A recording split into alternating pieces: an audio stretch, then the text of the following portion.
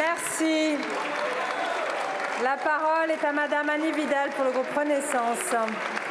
Merci Madame la Présidente. Ma question s'adresse à Madame la Ministre chargée des personnes âgées et des personnes handicapées.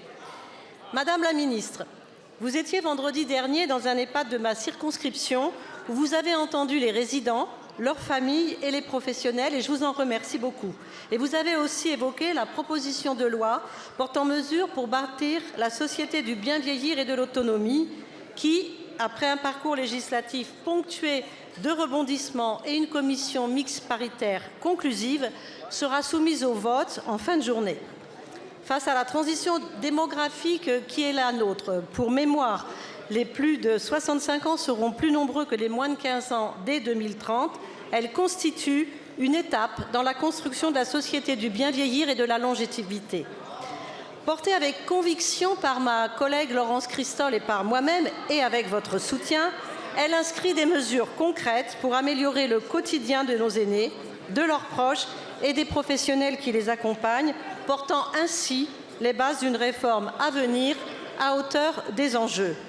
Toutefois, il reste encore beaucoup à faire et la situation financière préoccupante des EHPAD vient témoigner de l'urgence de la poursuite de l'amplification de nos actions.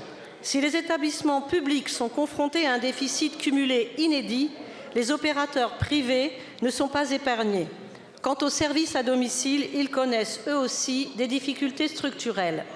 Aussi, Madame la Ministre, pourriez-vous, devant la représentation nationale, nous dire quelles seront les prochaines étapes? Quelle suite sera donnée à cette proposition de loi? Quelles seront les mesures que votre gouvernement prendra pour porter une politique du grand âge et de l'autonomie durable et ainsi permettre à chacun de vieillir selon ses choix, à domicile, en EHPAD ou en habitat inclusif? Merci beaucoup, ma chère collègue. La parole est à Madame Fadila Khattabi, ministre en charge des personnes âgées et des personnes handicapées. Merci bien, Madame la Présidente, Mesdames et Messieurs les députés, Madame la députée Annie Vidal.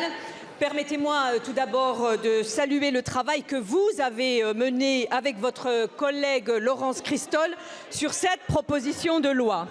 Vous l'avez dit, le sujet du grand âge et son défi démographique est un enjeu majeur.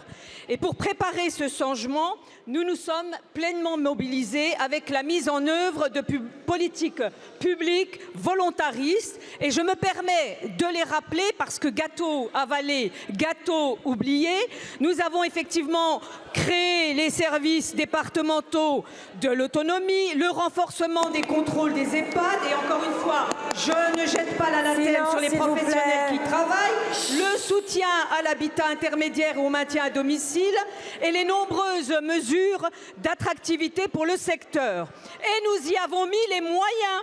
Nous y avons mis les moyens en créant la 5e branche que tant d'élus ont promis. C'est ce gouvernement qui l'a fait. Cette année, c'est 2,6 milliards de plus qui sont consacrés. 2,6 milliards de plus rien que pour cette année. Cette hausse, elle va se poursuivre puisque nous atteindrons en 2027 45 milliards alors qu'aujourd'hui on est à 40 milliards. Avec cette proposition de loi, vous vous inscrivez, Madame la députée, dans la continuité de ce que nous avons fait en apportant une réponse concrète aux attentes des personnes âgées comme des professionnels du secteur. À celles et ceux qui s'inquiètent que cela ne soit pas suffisant, je vous le dis aujourd'hui. Nous débattrons bien ensemble et nous nous sommes engagés avec Catherine Vautrin sur la stratégie. Il y a les questions de gouvernance et bien sûr la question du financement. Nous souhaitons débattre avec vous et nous prendrons les mesures nécessaires, y compris les mesures législatives. Je vous remercie. Merci Madame la Ministre.